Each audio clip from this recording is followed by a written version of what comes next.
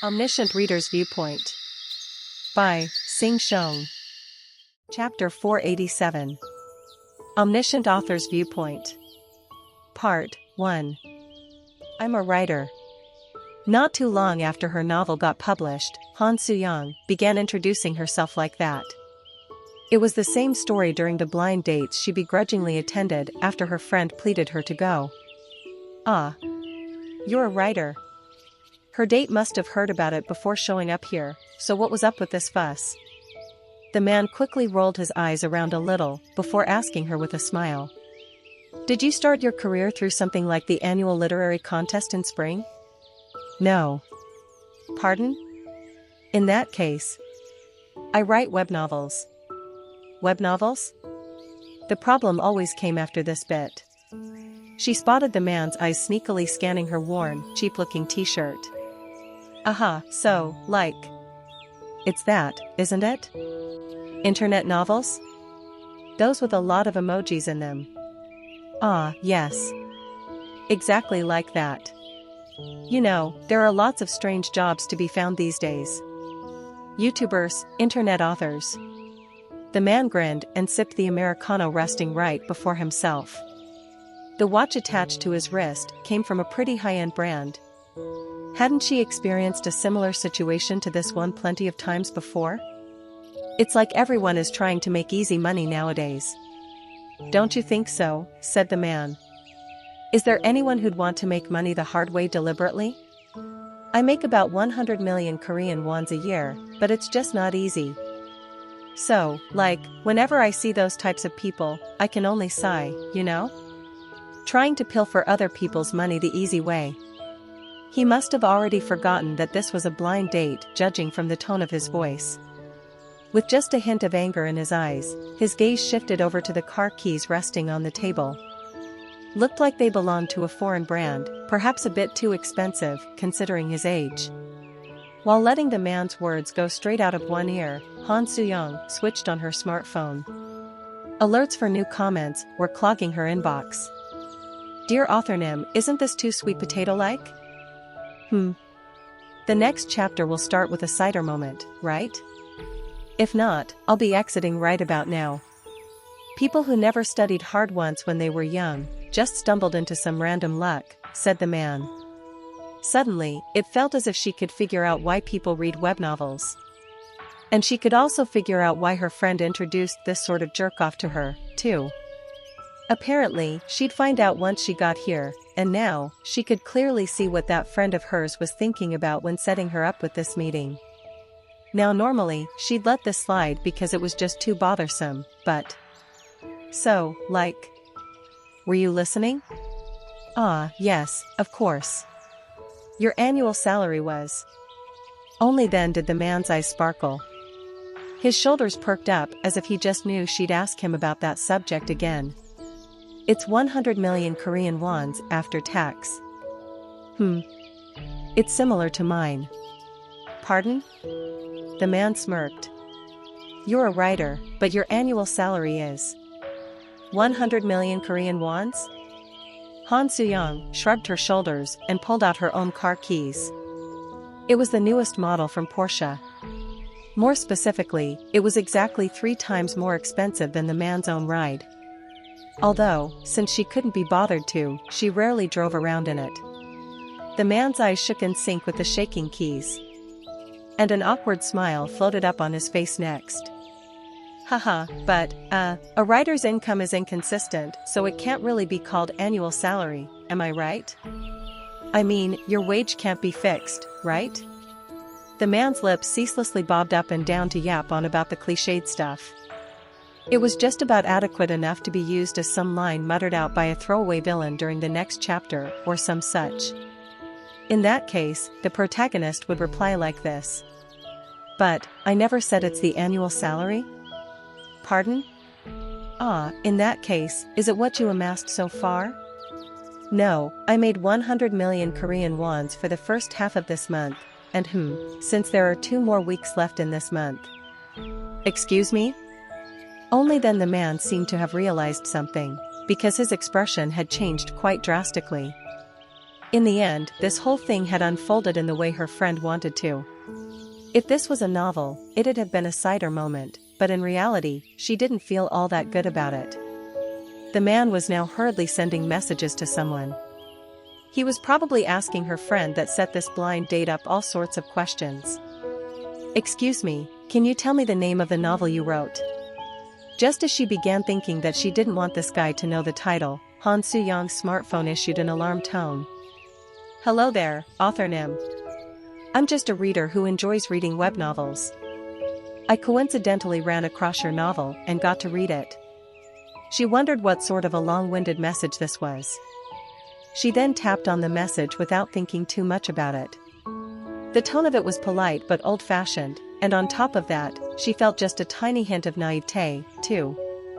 "The novel you have written is far too similar to a novel that I really treasure, The 3 Ways of Surviving a Destroyed World." What the hell was up with this bastard? And that was Han Soo-young's first encounter with Kim Dokja. Kim Dokja. Han Soo-young watched the spectacle unfold before her eyes and ruminated on the memories of that time. She lost a portion of her memories while creating avatars, and she couldn't clearly remember what happened back then. What was certain, though, was that she had indeed read the novel called The Ways of Survival. All because of a fool with the username Kim Dokja, no less. Author Nim. It was also a very enjoyable read today as well. Someone on the level of Han Soo-young could tell whether the novel would do well or not after reading only a couple of chapters. However, in her eyes, this Ways of Survival would never make it even if the sky collapsed on itself. It's a really interesting beginning. From the beginning, it was definitely dog's hit. Author Nim, does this mean Yu Young-hyuk remembers all those things? Then, back in the 72th regression turn. It was far too obsessed with lengthy expositions, and how unfortunate. I hope Young-hyuk will get his act together in the next regression. Today was another honey jam of a work, too. As for its protagonist, it was just a pretty boy devoid of personality that seemingly wasted all of his available skill points on his outer appearance. Not only that. Author Nim. Congratulations on reaching the 2000th chapter. Since you've come this far, how about another 1000 chapters? Its chapter count was excessive, as well. This is entertaining? Seriously? Is he a nutcase? She got royally irritated and began following after this fool's comments. She even clicked on downvote too. Like a bewitched person, Han Soo-young read only Kim Dokja's comments and not the novel itself. Will Ji-hai finally awaken next chapter? Author Nim. I've discovered a typo on page 7. With my lacking opinion, I think the spelling here should be. I looked into it and it's actually my mistake. My apologies. I've learned something new today. Please, just smack that fool Young-hyuk in the back of his head. This guy, he never once missed writing a comment on all those thousands of chapters. And every single one contained understanding and love for the world created by this author. Han Soo-young was envious of that. She believed that there was simply no way anyone would be reading a novel as bad as this, that it had to be the author himself busy blowing his own trumpet. She thought that the author had created 2 separate IDs and wrote the novel with one while with the other one, wrote all those comments and uploaded recommendations, too. Isn't recommending one's own work prohibited? Just like how Yu Young-hyuk was an imagined character to Kim Dokja was exactly like that to Han Soo-young. She thought that such a person wouldn't be real, but that very person within the texts was standing right before Han Soo-young's eyes. Dokja SSI. A loud ringing in the air rang out, accompanied by explosions going off in all directions. Han Soo-young could see Kim Dokja in the center of the battlefield swirling like a thunderstorm, busy breaking past the intense outpourings from the stars. Incarnations were screaming out while the stars were roaring loudly. And in the meantime, Dakibis in the sky were laughing. Kim Dokja was shouting out. However, Han Soo-young couldn't tell whether he was screaming, proclaiming, or even crying in sorrow. Now that he had been transformed into an outer god, even his voice had been completely excluded from the scenarios. Didn't matter what he said, the contents were deemed unimportant now. Jaya. However, there were more outer gods following him now. Vestiges cast away by the innumerable world lines were now gathering near Kim Dokja's side. And then, there were myth-grade constellations waiting for him above the skies of the scenario.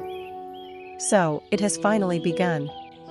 The king of Olympus and the ruler of the 12 gods, the lightning throne, Zeus was there. This world line's final scenario has begun. Every existence has acquired the scenario entry qualification for the final scenario. Please kill the enemy of the story, Kim Dokja. The scenario messages popped up soon afterwards. Everyone present understood the current situation. Zeus was the first to open his mouth. Sweep them away. Along with heaven-collapsing noises, arcs of lightning belonging to Zeus rained down. With a pow, noise of something exploding, blood splat onto Han Suyang's cheek. The nameless ones were dying as black blood spurted out from them. Spare me, spare me, spare me, spare me, spare me. Even the frightening outer gods came across as mere water balloons in front of the combined status emitted by the myth-grade constellations. The outer gods vomited out discarded fables as they exploded en masse. Blindingly brilliant shower of lightning rained down. And in the center of the devastated landscape, Kim Dokja was enduring against Zeus's electrical attacks. Why did he make that kind of a choice? Tear his wings off. Surround him from all sides. Along with the roars from the constellations, a massive army rushed in. Incarnations and constellations that had broken past the hellish scenarios to get this far, were flooding in, all of them united as one under the single goal of eliminating Kim Dokja. The one to come to his aid was the great sage, now one soul and body with him. Constellation, most ancient liberator, is unveiling his status. Another electrical arc haughtily flowed in the air. The great sage's own lightning pushed away Zeus, and tore through the sky as if it was paper. For a moment there, the constellation's spirit seemed to wane, but a voice of encouragement resounded out next. It's the great sage, heaven's equal. Do not back away. Kill him, and the scenario will end. This is the final scenario of this world line. This expectation that they would finally be freed from everything. Among them were faces of constellations and incarnations she had seen in passing before. No need to feel guilty here. He chose this for himself. Olympus, Vedas, Papyrus, Guardian Tree, 12 earthly branches. Emperor. Constellations and incarnations from those nebulas she had heard of at least once before were all here now. Every one of them knew who Kim Dokja was. Every single one of them raised their swords in order to kill Kim Dokja. Through the torn black coat, the white coat underneath could be seen. Kim Dokja, taking on a role that didn't suit him, was there. The tattered Kim Dokja with a demon king's horn, and his black and white wings spread open wide. Kim Dokja standing in front of the outer gods and swinging his sword towards the enemies. She thought that her vision suddenly grew blurry, then Kim Dokja's figure began erasing. The strange light in the eye unique to the cephalopod, and the exterior giving off the dark, damp impression, where Kim Dokja used to stand was now dominated by a giant outer god king that seemed to be a mixture of all the traits found in every monster of this world. The enemy of the story. As a writer herself, Han Suyang could instinctively tell. If this world was a novel, then Kim Dokja was the final boss. And this story would only end with the death of that Kim Dokja. Han Suyang. Someone pulled her back. Almost right away, a rapid arc of electricity flew past in front of her nose. Step back. Hurry. It was Yu Sangha. Only she seemed to have maintained her wits within this scene of pure anarchy and confusion. But, how could she? Everyone, you must regain yourselves. Dokja SSI is, right now. Kim Dokja would die at this rate. We made a promise with Dokja SSI. Have you all forgotten it? Kim Dokja was a liar. Dokja SSI really wouldn't do the same thing again. Always believing in the goodness of a person, that was Yu Sangha. And because she was like that, because she could believe in the others, she managed to be not shaken up by this situation. And that was precisely why she always clashed with Han Suyang until now. Even with Yu Sang's shouts, the companions still carried empty expressions. With dazed eyes, they were each submerged in their own thoughts. The same question was grabbing hold of them. Why did Kim Dokja make that kind of choice? But they made a promise. He swore that he'd not sacrifice himself in this matter ever again. Just why? This story is not over yet. Yu Sangha was wrong, though. The direction of this story had been chosen already. Kim Dokja had become the enemy of the story, and this stinking scenario would end only when he was dead. The author responsible for writing this tragedy had chosen it that way. The author? Kim Dokja's voice sorrowfully reverberated out. That voice returned to her as memories from a certain moment in the past. Han Suyang, you're a writer, right? Her brain kicked into gear. What are you going to piss me off with this time? I wanted to ask you about something. What is it? Are writers truly omniscient within the stories they write? What's up with this totally out of the blue utterance? No, well, it's just that I'm kinda curious. While you were writing, were you in control of everything? Like, this person would act like this, and that person would behave in this way. That, obviously. Han Suyang oh so confidently made her declaration. Can't be controlled. Why not? Aren't you the author? You think an author is a real god or something? Doesn't the author create everything within a story? Situations, characters. Han Suyang muttered, you don't know anything, and carried on. All the characters would start acting on their own the moment they are created. Authors simply provide them with stages, that's all. It's all up to the characters themselves on how they would respond to the situation and make their moves. Not as a figure of speech, but for real? Yeah, really. You know, that's a really lazy way to write, don't you agree? Wanna die? Kim Dokja got bent in half when she punched him in the guts. What was he thinking about back then? Interesting. Even an author isn't the god of the stories. In that case, just who determines the scenarios, then? From the tip of her toes, this incredible chill crept up all over her body. Maybe, just maybe, Kim Dokja over there right now was the answer to that exact question. Su-cha-cha-chut. Perhaps, he was thinking about that one method to change the conclusion of this stubborn world of scenarios. Great Dakibis are panicking from the deluge of the probability.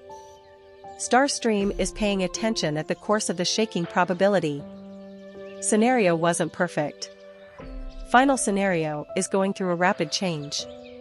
It was definitely the author who created the story.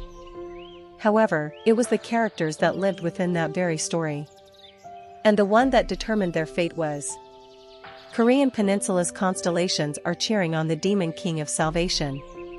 Eden's constellations are cheering on the Demon King of Salvation. Underworld's constellations are cheering on the Demon King of Salvation. Constellations of planets with unknown names are cheering on the Demon King of Salvation. Countless constellations are donating coins. The absolute majority of the constellations are watching the Demon King of Salvation's last battle. The ones watching that story. Su-cha-cha-cha-chit. Many constellations don't wish for the Demon King of Salvation's death. The only beings that could change the scenarios. Kim Dokja hadn't become the enemy of the story to die. And he certainly didn't choose sacrifice in order to betray his companions either. The ways of survival was Yu Young-hyuk's story. In that case, whose story was this world? Han Suyang watched the world's probability shake unsteadily and bitterly muttered to herself. That's right. No reader would want to see the protagonist get killed. Kim Dokja's and Kim Dokja Company's influence had grown incredibly in this world. The proof of that was him becoming the subject of the final scenario. Constellations, whether they liked it or not, all watched Kim Dokja's fable, and they either sympathized with it or were jealous of him. Every star in this world was watching his story regardless of whether he wanted it or not. And most likely, Kim Dokja himself was aware of that. Perhaps, he could have been thinking about it for a long time. This was the last gamble Kim Dokja made after becoming the character. She sensed Kim Dokja glancing in her direction from afar. As if to say, she should be able to understand since it was her. As if to say, she should be able to start a brand new story that no one knew from this moment on. He was sacrificing himself not to sacrifice himself. It could very much be an impossible task. The conclusion could be forever out of their reach. However, this was the only no one will be sacrificed method Kim Dokja could come up with. So, the things Han Soo-young had to do now was pretty clear. That guy alone can't do it. Han Soo-young looked behind her. She needed to let her companions know what exactly Kim Dokja wanted to achieve here. Unfortunately, there was something that Han Soo-young, absorbed in her own attempt at understanding, failed to realize. Fable, predictive plagiarism, is predicting the character's mentality. And that was the fact that not everyone here was an author. Meaning, not everyone could see this situation in an objective manner like her. Even before Han Soo-young could open her mouth, someone among the companions dashed forward first. The clear-cut animosity was permeating within the unsheathed blade. Han Soo-young realized the direction this sword light was aimed at and cried out in pure shock. Wait. Hold on. That guy, he's trying to dash. She knew whose sword it was, and that's why she couldn't believe it. Right in this moment, this one person grew to deeply resent Kim Dokja. The strongest sword of Kim Dokja that had been protecting him for a very long time. And that sword was making a move to end this scenario. Chapter 488. Omniscient Author's Viewpoint. Part 2. Your is. When Jang Hui-won first heard that message, she felt a bit weirded out. She recalled what Kim Dokja told her some time ago. He said that each individual had a specific ending reserved for them. So, she believed that she too would have something like that as well. However, it was Jang Hui-won knew someone that suited such description far better than her. The person she fought alongside the closest than anyone. The person she wouldn't hesitate to become a sword for. The person who treated his comrades preciously. The person who always sacrificed himself first. That's why, a person she couldn't help but resent. Jang Hui-won broke past the waves of nameless ones and ran. Venomous liquid exploded nearby and splashed onto her thigh, boiling her flesh dark. She urgently pulled out the internal healing salve Seol-hwa gave her earlier and applied it on the wound, then started running again. She shook off the constellations trying to interfere with their outpouring of attacks, and leapt up by stepping on the nameless ones surrounding Kim Dokja as if to protect him. She could see something far away. Something that used to be Kim Dokja. And now, the being that had become the enemy of the story. Hui-won SSI. Lee Hyun-sung managed to get to her and grabbed her shoulders. Hold on, dash. Even before he could continue with his words, a message popped up first, instead. The final scenario streaming to all locations will begin. Every channel within Starstream was now opening up. Suchut, chut. The scenario message flickered about unstably. Everyone, don't panic and just focus on the scenario. This scenario will be the final one for you. Once you hunt down the Outer God King, your long journey will come to an end as well. This story shall be recorded on the final wall, and the journeys of the stars will become the epic tale that shall be handed down for all eternity. Great Dakibis greedily shouted out. Their eyes were burning with naked desire to record the fable they had guided till here on the final wall. Great fable, brilliance of the ancient dawn, dreams of the final story. Great fable, master of Asgard, dreams of the final story. Great fables were writhing viciously now.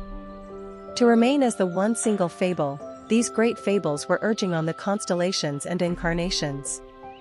Constellation, spear that draws the borders of the oceans, is pulling out his weapon.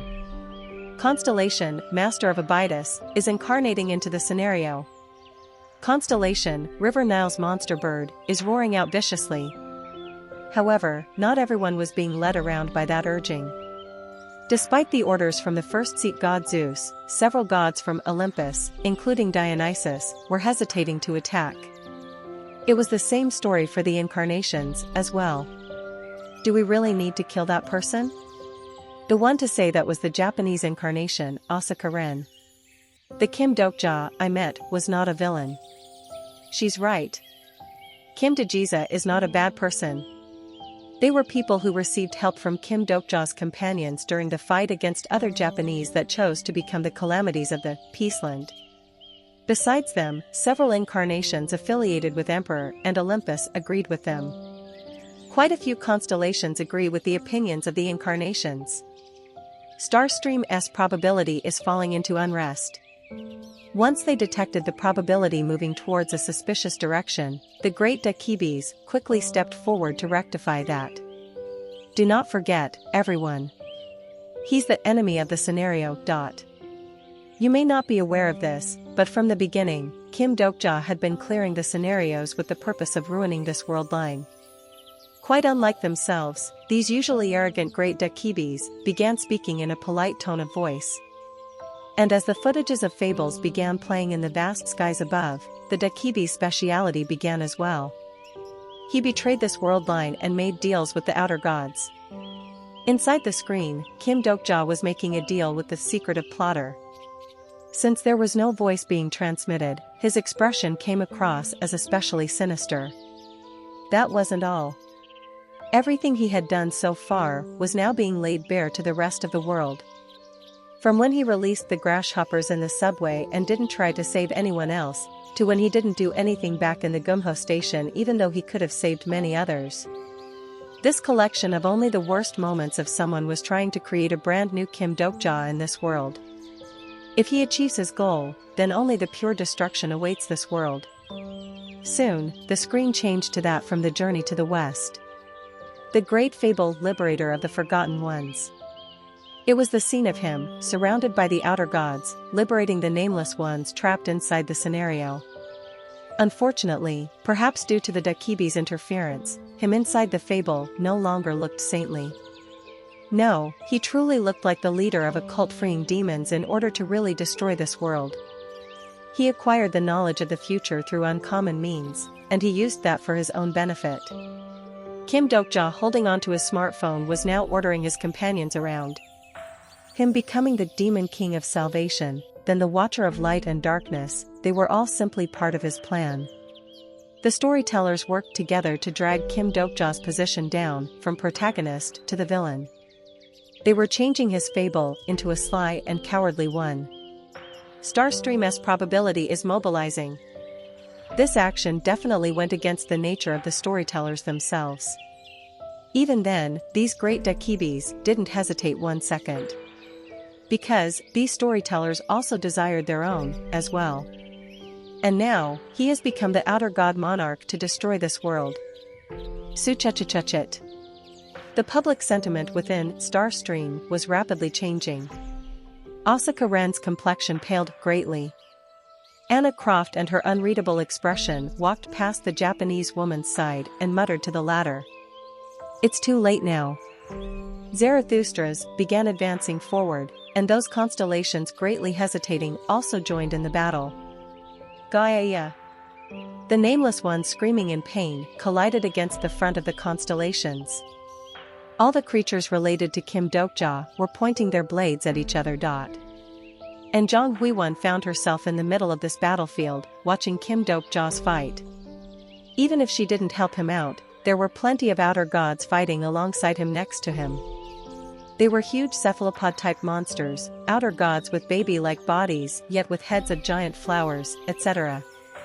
Even if Zhang Huiwen borrowed Oriel's powers and went all out, she'd not be able to win. Standing among them, Kim Dokja truly looked like the great calamity trying to end this world line. Zhang Huiwen thought that she understood Kim Dokja. She didn't know the conclusion Kim Dokja truly wanted. However, she believed that she knew without being told what it was. She thought that the end of the world she wanted was the same as what he wanted. However, could this be the end he truly wished for? Maybe, there was no such thing as comrades to him? Constellation, demon-like judge of fire, is. She knew. Zhang Huiwen knew better than anyone what Oriel was trying to say. She also knew that Kim Dokja treasured his comrades. Perhaps too much, and that's why he was capable of doing something like this. Kim Dokja, he was planning to sacrifice himself and allow his companions to see the end of this world. No matter how far she reaches out, she just couldn't touch him. It was as if a huge wall was standing before her eyes. And this wall was preventing her from getting nearer to him. Just how? Perhaps Zhang Huiwen was too exhausted now to long for the desired conclusion. Kim Dokja is a type of person who didn't listen to anyone. The grip of the sword in her hand felt cold. This sword that Kim Dokja had personally crafted for her and placed in her grasp. This sword that remained as the symbol of her beliefs from the paradise all the way to here. Judge's sword is crying out. The sword that should react only in the vicinity of evil was now crying out. The great Dakibis declared as if to make a mockery out of her. This is the hidden truth regarding the enemy of the story, Kim Dokja. She wanted to confirm it.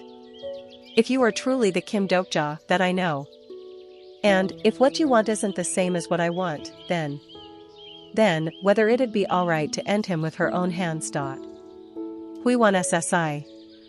As if he understood her heart, Yi Hyan Song remained next to her side. I shall go with you. He literally became a shield of forged steel and ran forward while creating a path. He pierced through the waves of the stars and storms of the nameless ones. Just as Zhang Huiwen had something to confirm, so did Yi Hyan Song. Something that needed to be confirmed over and over again. Kwa kwa kwa kwa kwa. As if riding on the wave itself, the two of them flew up and landed near Kim Dokja's rear in an instant. Such a thing was only possible because the other outer gods were all concentrated on his front. Huiwen SSI. Was it because of the ring of chaos drawn on the back of her hand? The nameless ones ignored her even after discovering her presence and simply rushed forward. Kim Dokja, standing tall like a huge skyscraper, was now before her. Thick, pitch-black liquid dripped from that massive body. Without even realizing it, Zhang Huiwen reached out and touched that exterior. It was unfamiliar. In the past, she got to hold the sleeping Kim Dokja's hand tightly. It was after he returned from another world, passed out for the whole day in a room the companions had prepared for him. What did his hand feel like back then? Perhaps he sensed her presence, because the large head of the outer god king shifted and looked behind himself. Kugugugugu. White breath leaked out from that huge head. Kim Dok. Even though she knew she shouldn't, Zhang Huiwen still ended up taking several steps back. His huge jaw was opening towards her. Scenario's probability is activating. All of your fables are warning you. The outer god king's large black eye reflected her current expression. She didn't want to make that kind of a face. She didn't want to look at Kim Dokja with that sort of eyes. Unfortunately, her hands were already moving, independent of her will. Aowa. The judge's sword cut down the tentacle reaching out to her. As if they were now irreconcilable enemies, her sword moved uncontrollably. The tentacle burst open noisily, and fable leaked out from it. Dokja SSI, we're happier now compared to back then, right? If you mean now is better than before, then yes, you're right. It was a fable even she knew well. I think so, too. She listened to that story while staggering unsteadily near her feet. The story that only Kim Dokja and Zhang Huiwen remembered managed to grab hold of her mind.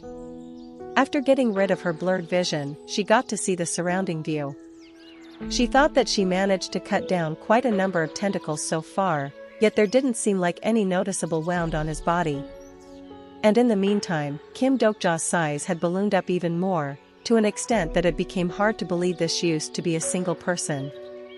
He now resembled a massive wall, standing tall all by himself.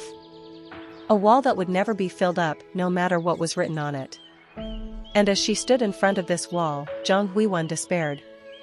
Who cared about the final wall? She couldn't even manage to overcome a wall of just one person. She then spotted Han Suyang shouting at her in the distance while trying to get here. If it was her, could she be able to cross this wall? It must be nice, being a writer and all. During the Kim Dokja Company's vacation, Jong Hui-won lying on the middle of a mountainside said that to Han Soo-young.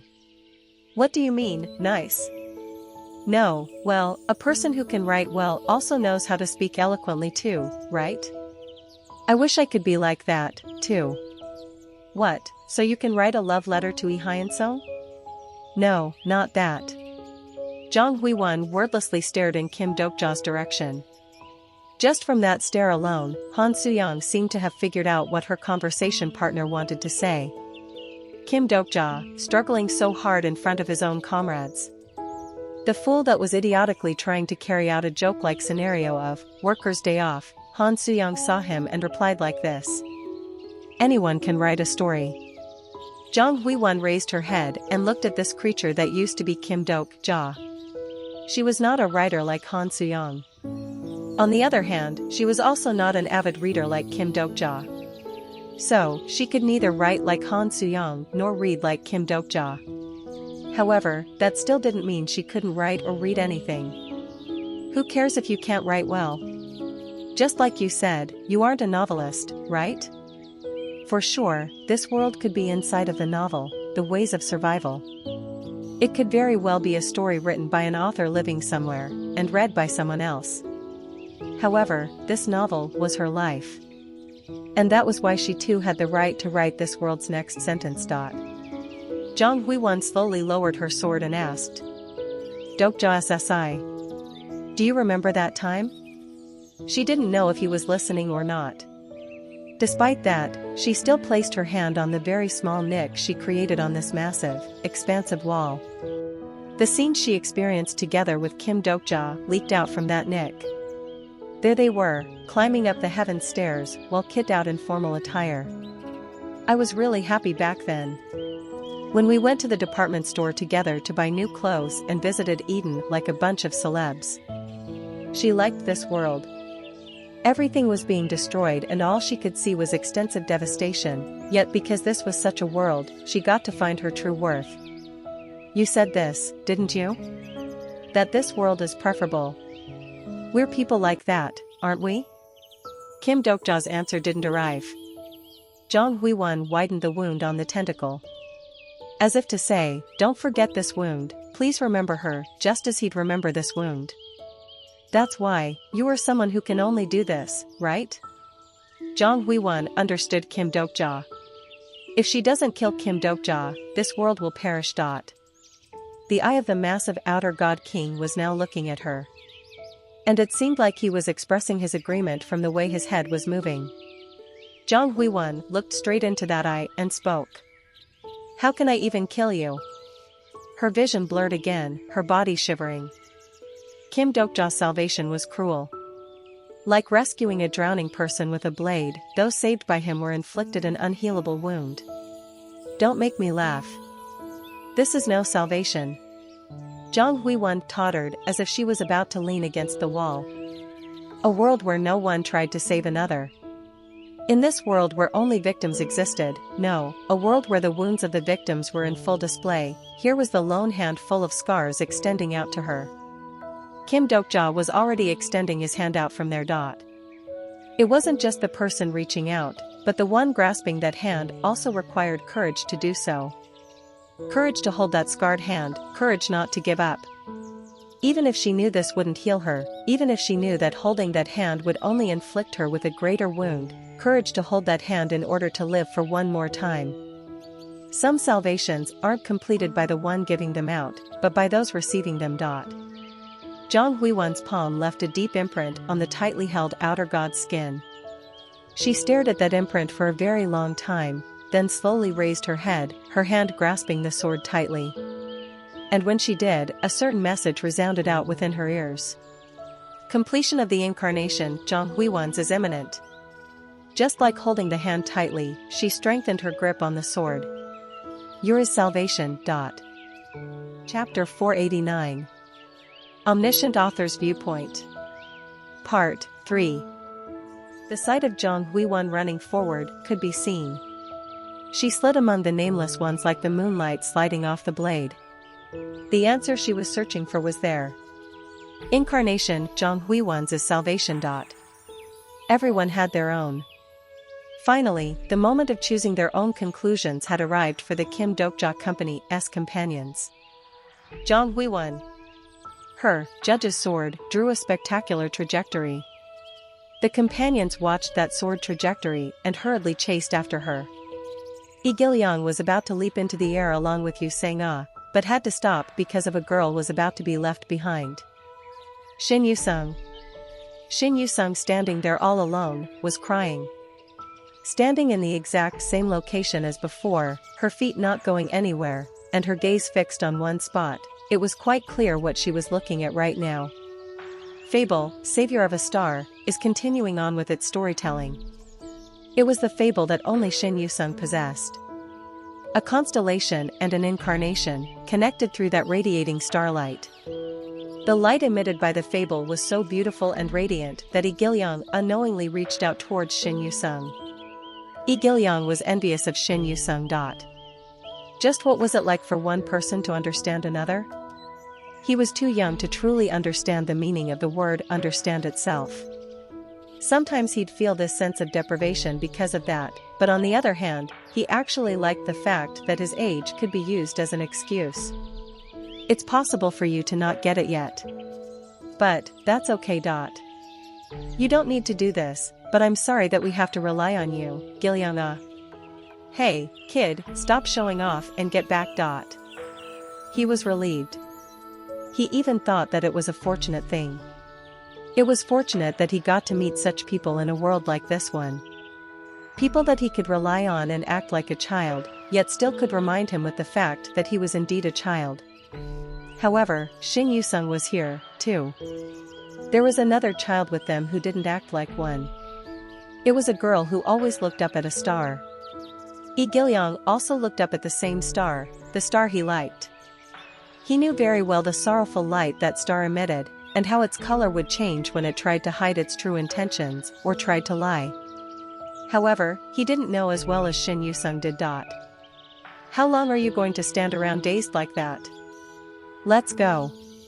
Xin Yusung absent-mindedly turned her head towards him. While meeting her gaze, Yi Giliang snatched up her hand. Then, the two kids began running. Sweat filled the tightly held small hand. I don't understand Dokja Hyung as much as Xin Yusung. She was the incarnation of the constellation, demon king of salvation. No one could pry them apart or get in between them. You think you're the only one worried about Hyung?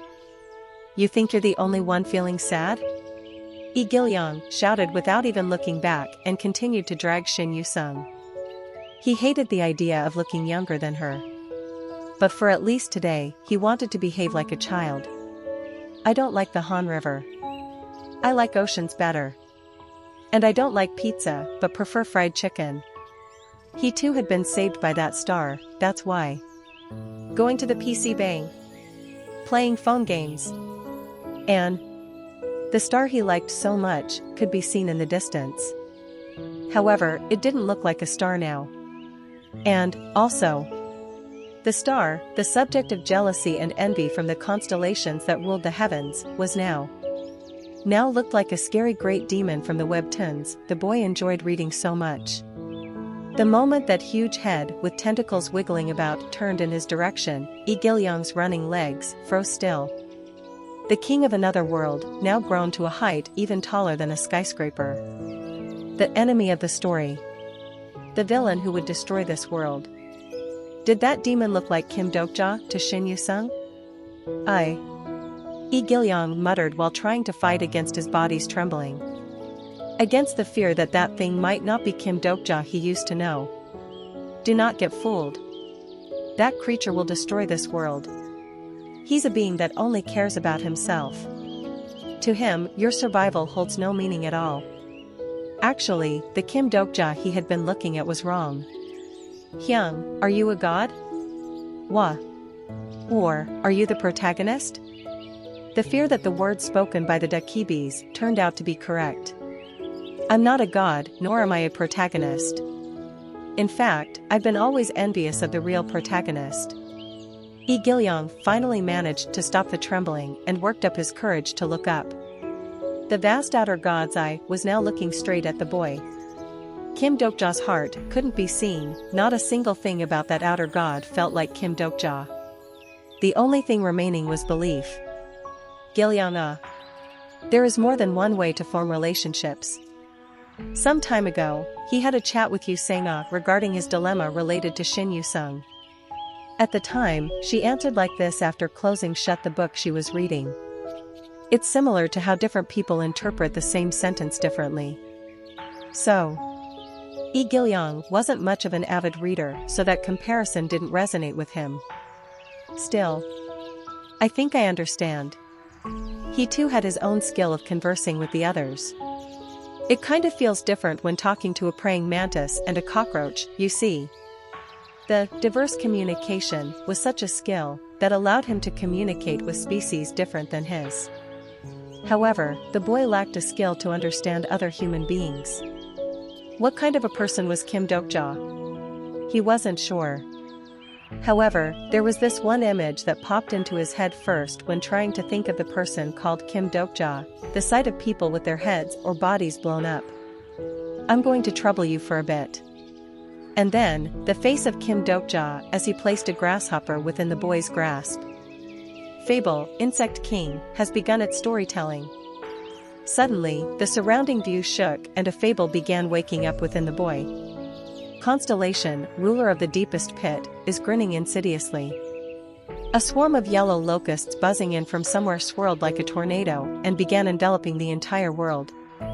On that day, Yi Gilyong thought to himself that it had been nicer for the whole subway train to be flipped on its head.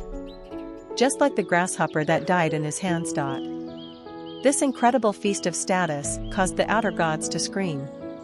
Constellations of star stream began pouring out their messages. Constellations leaning on the absolute evil spectrum are warning the ruler of the deepest pit. Portion of demon kings are greatly astonished by the incarnation's power. The fable flowing vigorously ignored the gazes of the constellations and continued on with its storytelling. This story was something the boy hadn't told any adults yet. And it was a story that Shin Yu Sung, also a possessor of the diverse communication, knew a little bit of. You didn't even have enough money, so why did you go and have a kid? This intense stink of the brown coal, the sight of his father and mother lying on the ground like dead cockroaches, memories of him poking on the cold, unmoving flesh. A funeral without portraits came to an end, and the fatigued eyes of his relatives looking at him. That girl Yeonmi, I knew she'd do something like this. She was told that that bastard wasn't good for her, yet she. So, who's going to take that boy in? What about the eldest brothers? We can't. There are 3 kids in our place already. Yi Gilyong didn't know the proper words to describe his life that had been rejected from a very young age. He didn't have any ability to explain or express how big of a wound that was. And that wound continued to fester, unable to be healed or discovered. Look for an organization. There are places that look after kids like him. Yi Gilyong got dragged by his aunt's hand and climbed on the soul-bound train. And he felt dizzy while looking at the map of Ant Tunnel-like Seoul's subway network. There were so many tunnels here, and he didn't know where he was heading off to. The grasshoppers inside the insect catcher cried like a lost child. This boy, really now? Throw them away. Hurry. They don't live all that long, anyway. So disgusting. What would have happened to him if the scenarios didn't start on that day? Dokja Hyung. What if he didn't get to meet these people? Dokja Hyung. I'm over here. Yi Gilyong cried out loudly enough to tear out his vocal cords. It was fine if his voice couldn't reach its target. It was fine if he wasn't Kim Dokja's incarnation. Gilyong. If you can't say it, then it's okay to not say anything. However, you must remember this one thing, okay? The boy wanted to say this to him. When you wish to say something, this Hyung will be by your side to listen. That, Dokja Hyung wasn't a villain. That, he was a just regular person who happened to rescue the boy from other regular people. Kill him. We only have to push a little bit harder. They are failures from a different world line. Do not mind it and push harder. Killing them now will end this. The ranks of the outer gods fighting out in the front were crumbling now. One of the sides seemed to break down completely, then a group of incarnations led by the myth-grade constellations began advancing towards Kim Dokja. He needed to stop them somehow. Su-cha-cha-chat. Applicable action is prohibited by the Bureau's probability. The target you wish to protect is the enemy of the story. He needed to convince them that Dokja Hyung wasn't a person like that. But, how should he? Kugugugugu. Even as his enemies rushed in, Kim Dokja simply stood there like a wall.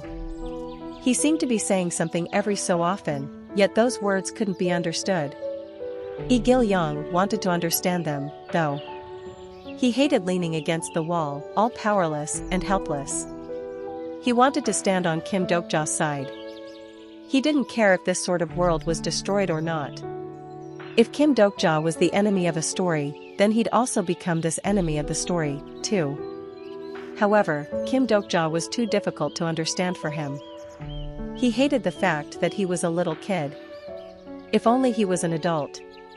If only he was Han Soo-young, Yu Young-hyuk, or Jong Hui-won. If only he was Shin Yu-sung. He felt the sensation of the tightly held hand. Shin Yu-sung was still there. You idiot. Wake up. The swarm of locusts flying around settled down. Shin Yu-sung spoke up. I can't understand a juicy either. Exclusive skill, superlative diverse communication, is activating. I'm just doing my best trying to understand. The skill of these two kids that allowed them to control the Chimera Dragon activated simultaneously.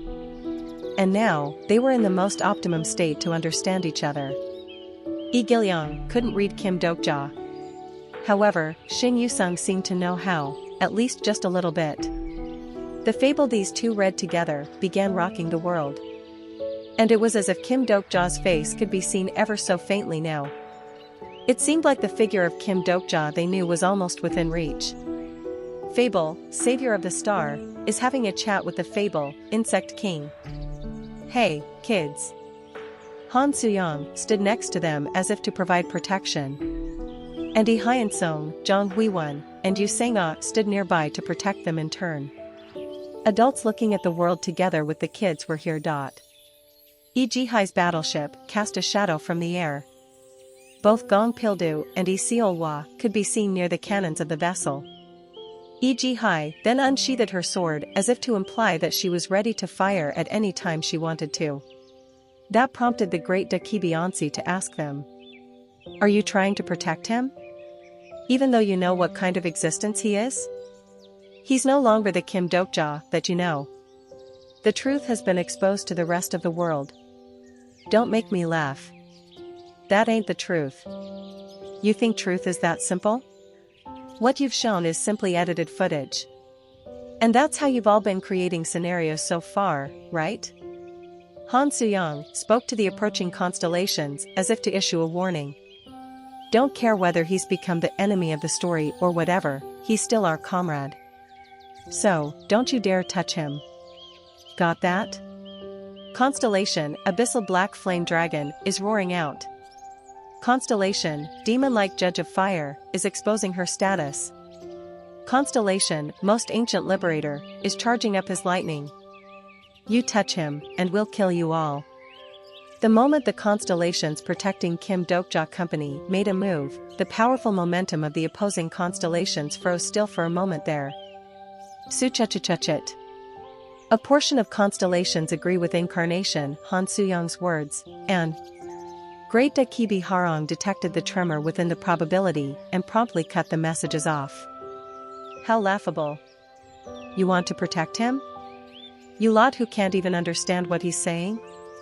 Starstream is warning the Great Dakibis for their interference in the scenario. Frustrated by how the scenario wasn't unfolding in the way they desired, a Great Dakibi enduring the aftermath storm asked them. Can you not see his current appearance? Incarnations that got near Kim Dokja shrunk back and began retreating away. It was the same story whether they were incarnations hostile towards him or carrying a favorable impression of him. The outer God, now reaching high up into the heavens. The moment everyone looked into his eye, containing the abyss itself, they shuddered and collapsed on their butts. None of you know what he feels, what he desires, and what he thinks about. Because you are all measly humans. Because you are creatures that can never understand another existence even if you devote your entire lifetime to it. Everyone from Kim Dokja Company looked up at Kim Dokja. What the great Dakibi said was true. They couldn't understand him. The target you wish to protect is the enemy of the story. As if to wake up the characters that had forgotten their roles, the great Dakibi shouted out loudly. None of you have a choice in this matter. Kill him. If you don't, this scenario will not end. King of the Stories is observing the direction of the final scenario. The oldest storyteller in this world was also watching the unfolding events. Along with her companions, Han Suyang raised her head and looked at the place where the King of the Stories was, the being that summarized all the scenarios. She looked at the endlessly stretching, final wall. That wall is where their story would be recorded. The scenario won't end? Nice. Is that not what every reader wishes for? Incarnation, Han Suyang has gotten much closer to her. Han Suyang then looked up at Kim Dokja.